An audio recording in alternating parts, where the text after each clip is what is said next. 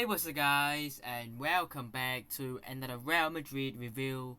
Villarreal 2, Real Madrid 1. I can't say I'm overly surprised by the result. Of course, I am disappointed by it, but can we really say we were surprised? Can we? Going to this game, we had hopes, but were the hopes too big? And I think it was because, yeah, we just don't have good history going over to the Ceramica against Villarreal, and once again we failed to win. But this time round, it isn't a draw, it isn't a goalless draw like we had last season. I mean, we had 2-0 draws against Villarreal last season. I did those reviews. It's a defeat. And first up though, can I just say, before anything about Real Madrid, I will give the credit to Villarreal because they deserved it 100%. They played so much better than us. They dominated us. I was, watching it, and every time in the first 45 minutes or so, it was Villarreal after Villarreal after Villarreal. We were dominated. We were getting dominated. And they were the side that played better. They were the side that deserved to win it. And you know what? I can't even say I'm mad at this result. I can't even say I'm surprised at this result because I am not. Not only is our history going over to Villarreal not good, it's a side that we don't want to be playing. It's a side that we don't do well against anyway. So, and it's a side that will get top 4. I think Villarreal are a very strong side. I think they will be around the top 4 spots. I think they will fight for it, and I think they might get it. But yeah, fair play to Villarreal, man. They played really well. But let's get into it. I remember around this time last year we were talking about our defeat to Getafe and could it affect our title race potentially, and we ended up winning the league anyway. So you can't say that this defeat would determine the league because at the time of recording, I'm not too sure about the uploads, but at the time of recording at least, Atletico and Barca are yet to play. The best case situation that we could get here is hoping that Atletico could do us a favour. And as a Real Madrid fan, I don't really want to be saying that. I don't really want either side to win. Normally I would say draw, it'll be the best. But we kind of need an Atletico win right now. If Barca win, they are going to extend their lead by 3 points again. If they draw, they'll extend by 1. If they lose, it'll be the same. Atleti will catch up with us, of course. Even though they are quite a bit back. So right now the best situation is for Atletico to beat Barcelona. But how can we be relying and hoping that Atletico, our city rivals, to help us beat our league title rivals and our classical rivals? How can that be happening? I did say on Twitter that that's the best case, but why are we even in the situation that we're even talking about this? Why are we having a discussion about it? Normally we should be just being at the top of the table, not bothering about Atleti Barca. Whoever wins, it's fine. If they draw, it's better. But now, at least this season, we are really hoping that Atleti can help us, do us a favour. Which, isn't the kind of mindset we should be having. It's not the kind of mindset we should be having. And I don't want to jinx it, right? But I won't be surprised if Barcelona beat them like 3-0. Because it's typical, really. When we need Barca to drop points, we ended up getting a Barcelona masterclass playing their best game of the season. It's typical, really. But if they do win, they win. It will just show that we didn't play well and we don't deserve to be top of the league. Barcelona, after losing to us in our Clásico, have rebounded, they have responded, while we dropped unnecessary points against the likes of Girona, Real Madrid, Osasuna, nearly against Cadiz, and then now Villarreal. These are some games that we shouldn't really be dropping points to. These are some teams we shouldn't be dropping points to, but we are. And it's our own fault, really. It's our own fault that we caused ourselves into this situation. So let's get into the game. Let's talk about the first goal scored. Pino. It's a poor pass from Mendy. I've got to say, I have been saying in other reviews, and I won't change my opinion on this, but I have been saying for quite a while now that Mendy has been an underrated player, and people were always saying sell Mendy, which I think was a bit harsh.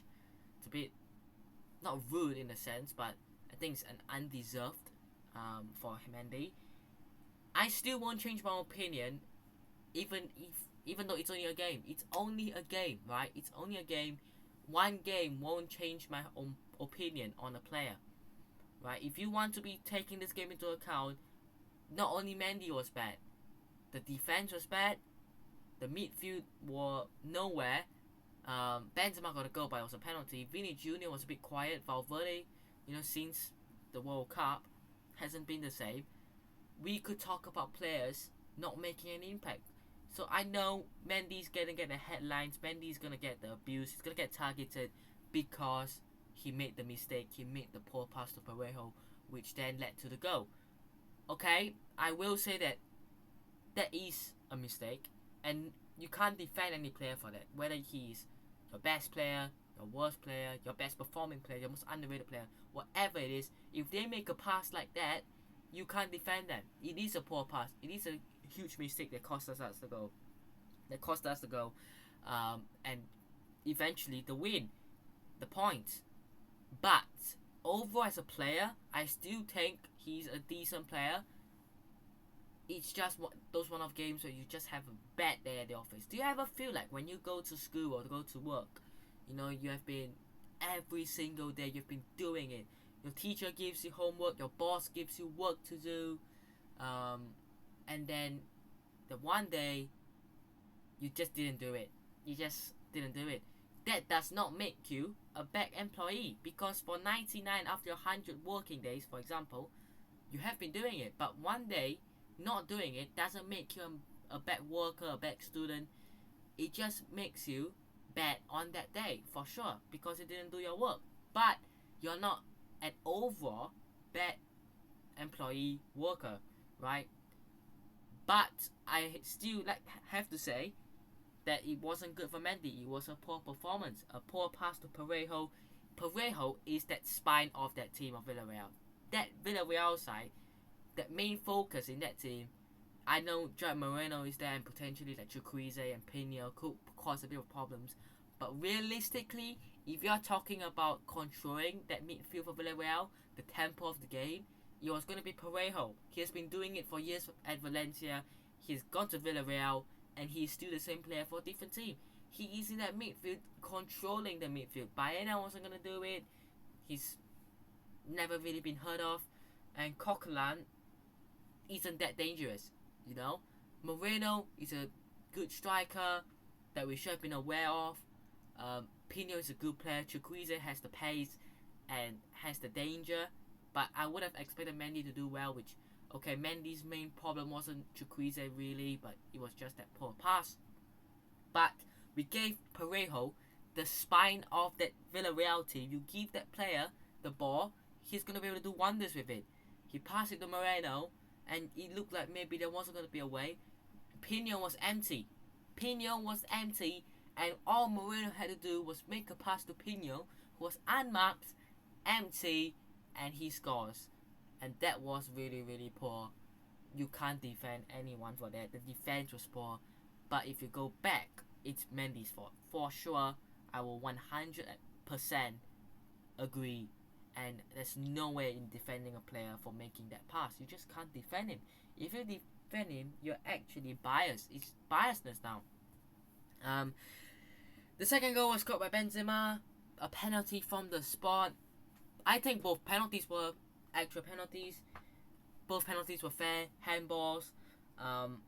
Look, against Real Madrid, I said that the handball on Sergio Leon was a handball. And yeah, it was a penalty, which Benzema scored. Comfortable, really, from the spot. And then a minute later, Alaba. I mean, I'm not gonna say it's Alaba's fault, because he did slip, and then he fell basically, and the ball just hit him. That's very unfortunate. Let's say you're in a test in school, right? You give your paper, your exam paper, to the person sitting next to you, right? In a test, in an exam, you give it to him, you say, this is the answers, copy it.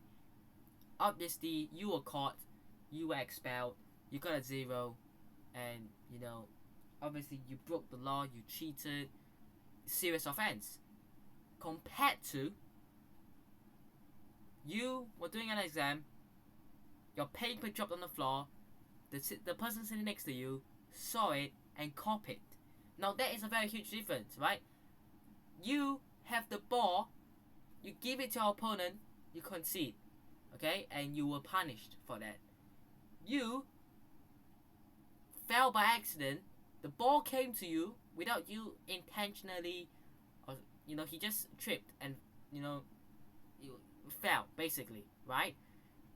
At that moment, it was so unfortunate that the ball hit his hand. It was so unfortunate that your classmate looked at your paper and you were punished for it. Both of them were huge mistakes. I'm not gonna say they won, right? But in a very weird way, it's hard to explain it, but in a very weird way, you could almost make a case and argument for Alaba, not so for Mendy. Now, I'm not trying to say Mendy's a better player when I've been defending him a long time. If you watch previous Real Madrid reviews and been watching, and you saw that City game and just after that as well, every time there's a Mendy slander, every time there's something about Mendy, I say, without him against City, we would have lost it. But the goal line clearance was huge, and he was a huge part to our success. I've always said it. Mendy has always been a very good player and a very, very underrated player, right? But I can't really defend him there. Alaba, you could defend him a little bit, but I'm just giving him the benefit of the doubt here. It's very unfortunate, really. It's very unfortunate. But yeah, Villarreal, like I said, deserved it. And they were the better side. Some chances. I mean, Coquelin hit the post after 5 minutes. It's a back heel flick. I mean, he wasn't even looking at, the goalpost. He flicked it from behind and hit the post. Yeremy Pino had a chance 25 minutes in, denied by Courtois.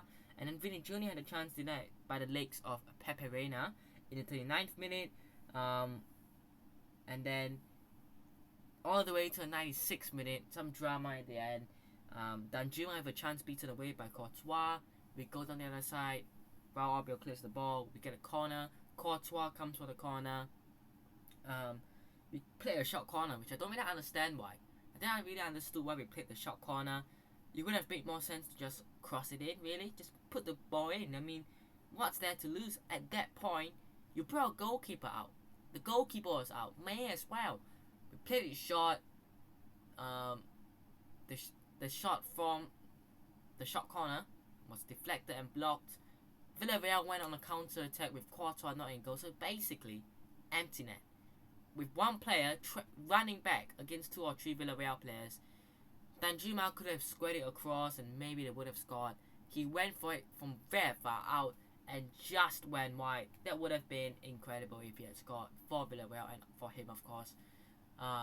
We were lucky not to concede, but overall we lost anyway, so it didn't really matter, did it? But what I have to say here is, overall, I'm not trying to blame Mendy, by the way. It's not Mendy's fault that we lost the game. It's Mendy's fault that we conceded the first goal, which led to us losing the game. It's also Alaba's fault that he fell, he tripped, he slipped, and conceded the penalty, which eventually led us to losing the game. Right? You could say that about every other player too, right? I mean, most of the players didn't have a good game. However, you can't deny that Mendy one really affected us more, because at that moment we were already 0-0. We were already 0-0 in a game where it's so tight. Villarreal have been putting a lot of pressure on us. We have had a couple of chances, but not much really. But maybe we could have done something. Maybe we could have held for a draw. Maybe. And then just giving the ball away at that moment, giving them the goal was so heartbreaking. We scored one back. You could say the same again. considering a penalty that is heartbreaking. However, I think at 0-0, it would have probably been quite close. But when we went to 1-0, and then we got to 1-1, when we went to 1-0, the pressure was higher. We got to 1-1, luckily, and then we went to 2-1, and again, it's the same really. The pressure was high as well, but we didn't find a response then. So, again, I think the Mendy goal sort of affected us mentally. When we were 1-0 down, we were affected really. We got the goal straight away, but you can't say that we got the goal because we played well. We got the goal because it was a lucky goal. But overall, I'm not trying to blame Mendy here, like I said. We were awful. Now, next up though, we do have Valencia in the Supercopa. We do have to play Villarreal at the Ceramica again in the Copa del Rey. We're gonna get knocked out now. We're actually gonna get knocked out. I mean, I don't want to jinx it, but I've said it at the start, and we have just seen it. Our record away there isn't good, is it? And now we have to go there to play in the cup again. Not great, is it? So yeah, I mean, it's some football at least. It's some football to look forward to. Are we looking forward to it now? Are we? Not really, are we? But yeah, that'll be it for today's review. Hope you guys have enjoyed today's review. Hit the like button if you guys did. Subscribe to the channel if you guys aren't already, and I'll see you guys in the next one. Peace.